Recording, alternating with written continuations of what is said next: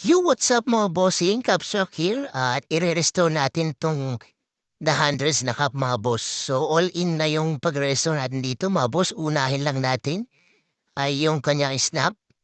So first step dyan, syempre tanggalin natin yung lumang snap. Yan, kita nyo, sirang-sira na yung kanyang snap mga boss.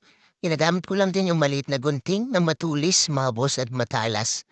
Then, tanggal ko na yung mga lumang snap.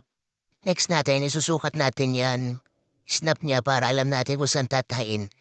So, ito na. Ongoing na yung pagtatahi, mga bossing. Yan o, handmade lang yan, mga boss. Nakikita nyo naman.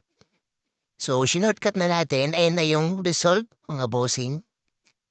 Okay na yung kanya snap. Then, next natin dyan, mga boss. Siyempre, lilinisin natin yan.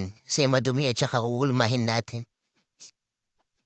Hugasan mo natin sa tubig bago ibabad mga boss. Yung malinis yung pinaghugasan natin mga boss. So ayan na. Sobrang dumi ng tubig mga boss. Ibig sabihin yung mga dumi niyan lumipat sa tubig mga bossing. Then banlaw. Yan, banlaw natin yan. And then ito na mga boss, tuyo na. Next natin dyan, i-repaint natin yung mga kupas mga bossing. Ayan, so repaint lang yung mga kupas na part mga boss.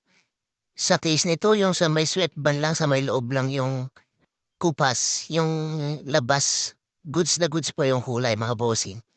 Sa mga nagtatanong pala mga boss kung saan yung location namin, mga bossing, dito lang kami sa Bago Bantay, Quezon City. Landmark, malapit siya sa SM North EDSA. Yun. So, wasteable naman po, mga bossing, kung sakasakaling gusto niyong pumunta dito. Ayan, so nire-repaint na. Ayan na yung sa mga panel tape na, mga bossing, ang nire-repaint ko dyan. And then, tapos na mga bossing. Pinatuyo ko na rin yan. Next natin dyan, hulmahin na. So ito yung ating hulmahan na ginagamit. Kung gusto nyo pong bumili niyan mga boss, pwede nyo kami i-PM. Yan naman yung aming steamer na gamit. So yan, binili ko lang yan. Share ko yung link sa inyo kung sakaling gusto nyo ding ganyang steamer. So ini-steam na natin yan mga boss. So na-repaint na yan mga boss at natuyo na rin.